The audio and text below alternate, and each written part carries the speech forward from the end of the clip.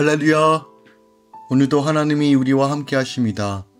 다니엘에게 보여주시고 말씀하셨던 이 환상처럼 이 마지막 때에 우리의 주의 말씀을 충정하고 주의 말씀과 계시로 살아내며 성령 안에서 오늘도 믿음으로 승리하는 하루가 될 것입니다.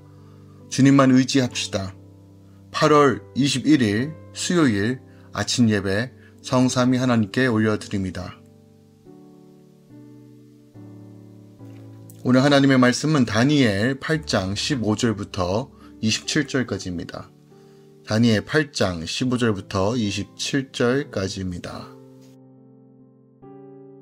나 다니엘이 이 환상을 보고 그 뜻을 알고자 할 때 사람 모양 같은 것이 내 앞에 섰고 내가 들은즉 을레 강 두 언덕 사이에서 사람의 목소리가 있어 외쳐 이르되 가브리엘아 이 환상을 이 사람에게 깨닫게 하라 하더니 그가 내가 선 곳으로 나왔는데 그가 나올 때 내가 두려워서 얼굴을 땅에 대고 엎드리매 그가 내게 이르되 인자야 깨달아 알라 이 환상은 정한 때 끝에 관한 것이니라. 그가 내게 말할 때 내가 얼굴을 땅에 대고 엎드려 깊이 잠들매 그가 나를 어루만져서 일으켜 세우며 이르되 진노하시는 때가 마치 후에 될 일을 내가 내게 알게 하리니 이 환상은 정한 때 끝에 관한 것임이라. 내가 본 바 두 뿔 가진 숫양은 곧 메대와 바사 왕들이요 털이 많은 숫 염소는 곧 헬라 왕이요 그의 두 눈 사이에 있는 큰 뿔은 곧 그 첫째 왕이요 이 뿔이 꺾이고 그 대신에 네 뿔이 났은즉 그 나라 가운데서 네 나라가 일어나되 그의 건세만 못하리라. 이내 나라 마지막 때에 반역자들이 가득한 즈음 한 왕이 일어나리니 그 얼굴은 뻔뻔하며 속임수에 능하며 그 권세가 강할 것이나 자기의 힘으로 말미암은 것이 아니며 그가 장차 놀랍게 파괴 행위를 하고 자의로 행하여 형통하며 강한 자들과 거룩한 백성을 멸하리라. 그가 꾀를 베풀어 제 손으로 속임수를 행하고 마음에 스스로 큰 체하며 또 평화로운 때에 많은 무리를 멸하며 또 스스로 서서 만왕의 왕을 대적할 것이나 그가 사람의 손으로 말미암지 아니하고 깨지리라. 이미 말한 바 주야에 대한 환상은 확실하니 너는 그 환상을 간직하라. 이는 여러 날 후의 일이라 하더라. 이에 나 다니엘이 지쳐서 여러 날 앓다가 일어나서 왕의 일을 보았느니라. 내가 그 환상으로 말미암아 놀랐고 그 뜻을 깨닫는 사람도 없었느니라. 아멘. 하나님의 말씀입니다. 다니엘이 환상을 보고 그 뜻을 알고자 할 때 천사 가브리엘이 그 의미를 알려주죠. 숫양은 메대와 바사의 왕들이며 숫 염소는 헬라의 왕입니다. 헬라가 나눠진 후 등장하는 한 왕이 거룩한 백성을 멸하고 만왕의 왕을 대적할 것이나 결국 그도 망하게 될 것을 다니엘이 깨닫게 되죠. 어저께 본문에 의해서 우리가 잠깐 이것이 무엇을 의미하는지를 깊게 살펴보았습니다. 오늘 이 환상에 대한 해석이 오늘 본문에 담겨져 있는데요. 먼저 주요 절들을 살펴보겠습니다. 먼저 15절부터 16절까지 다니엘이 앞서 본 환상의 의미를 알고자 하늘로부터 있는데 그때 을레 강 언덕 위에서 가브리엘 천사가 이 환상의 의미를 다니엘에게 알려주고 있어요. 17절부터 이제 26절까지의 내용을 살펴보면 하늘의 명령을 받은 이 가브리엘 천사가 다니엘에게 다가와 그가 본 이 환상의 세부 내용에 대하여 해석하여 주고 환상의 진정성을 강조하며 그 환상을 간직하라라고 명령하고 있습니다. 그리고 마지막으로 27절에 다니엘이 숫양과 숫염소의 환상을 보고 가브리엘 천사의 환상에 대한 해석을 들은 결과에 대한 진술로서 다니엘이 지쳐서 여러 날 동안 알았음을 밝힌 이후 비로소 왕의 일을 본 사람과 그 환상의 의미를 정확히 깨달은 자가 아무도 없음을 강조하고 있어요. 가브리엘 천사의 해석이 보여주는 것처럼 다니엘이 벨사사왕 3년에 본 숫양과 숫염소의 환상은 메대, 바사, 즉 페르시아 제국의 등장과 또한 페르시아 제국의 흥왕과 멸망, 그리고 헬라 제국의 강성과 분할, 그리고 안티오쿠스 에피파네스의 등장과 선민에 대한 핍박 등에 대한 묵시였습니다. 다니엘은 이러한 환상의 의미를 하나님의 지시를 받은 가브리엘 천사의 해석이 있기까지는 결코 깨달을 수 없었어요. 물론 가브리엘 천사의 해석을 듣는 다니엘 외에는 그 누구도 환상의 의미를 깨닫지 못하였다라는 거죠. 그러니까 오늘 이 부분만 보더라도 하나님의 계시가 없이는 그 누구도 하나님의 말씀을 풀 수 없다는 걸 보여줘요. 그러니까 동일하게 말씀을 듣는다 할지라도 하나님의 그 비밀은 하나님께서 계시해 주셔야지만 알 수 있다는 거예요. 그러니까 오늘날 우리가 성경을 읽습니다. 성경을 읽죠. 이 성경에 대한 지식도 알고 많은 신앙생활하고 성경 공부를 하다 보면 이제 정체적으로 맥을 잡기도 합니다. 그럼에도 불구하고요.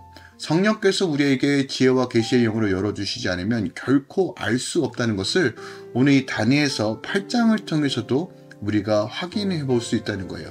그러니까 하나님께 겸손히 나아가 주의 뜻을 갈망하는 자에게 하나님께서 그 계시를 열어주시고 알게 하신다는 명확한 말씀이 오늘 본문에 담겨져 있습니다. 자, 오늘 우리가 이 본문에서 깊이 묵상하고 알아야 될 것, 또한 오늘 우리의 삶에 적용해야 될 것이 무엇이 있을까요? 자, 17절하고 19절 말씀.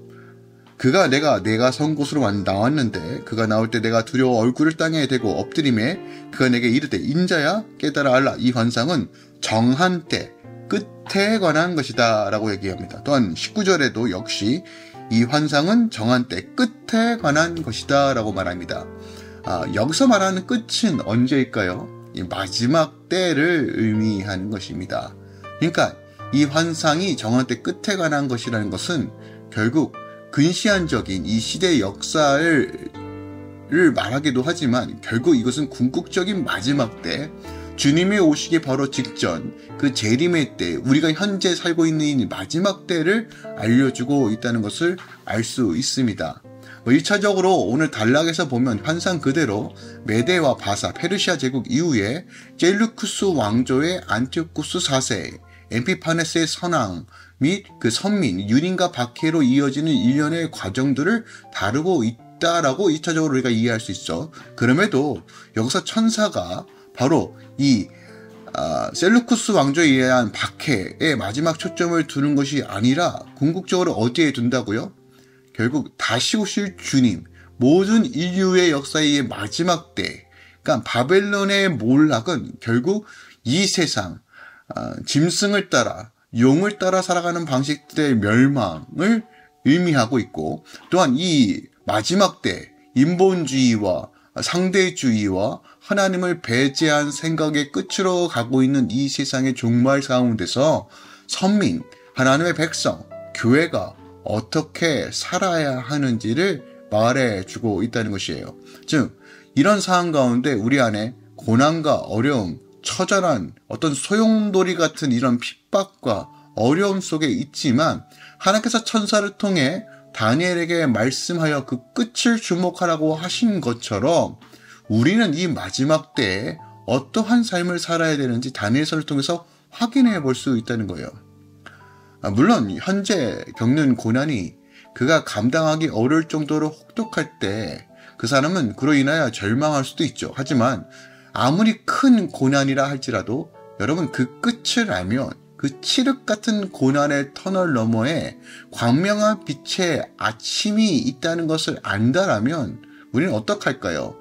그러니까 인내할 수 있다는 거예요. 그러니까 우리가 믿음으로 산다는 것은 바로 이런 개념인 것입니다. 우리가 요한계시를 통해서도 명확하게 알 수 있는 건 무엇입니까? 그가 결국 심판하시고 그의 백성들을 보호하시며 참된 안식으로 인도하여 주다는 이 결말이 명확하게 우리에게 제시되고 있다는 것이에요. 우리가 왜 어렵습니까? 언제 끝날지 모르기 때문에 그래요. 근데 실질적으로 내 앞에 고난과 어려움과 문제가 있으면 그것밖에 보이지 않는 것도 사실입니다. 내 감정을 무너뜨리고 내 상처를 뒤집어 파내고 당장 이 문제를 해결하지 않으면 우라가 터질 것 같은 수많은 상황들을 만납니다. 맞습니다. 그래도 주의 말씀을 가까이 한다는 건 어떤 의미가 있습니까? 왜 하나님은 우리에게 인내하라고 말하고 계십니까? 이것이 바로 믿음의 영역인 것입니다.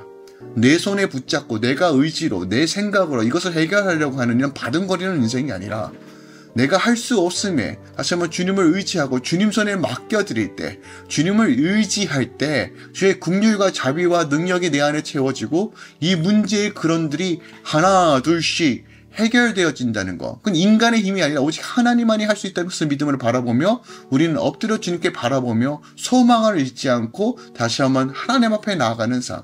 이것이 우리가 고난과 어려움 가운데 이겨낼 수 있는 방법이라는 것입니다. 그래서 마태복음 24장 13절에 끝까지 견디는 자는 구원을 얻는다라고 말합니다.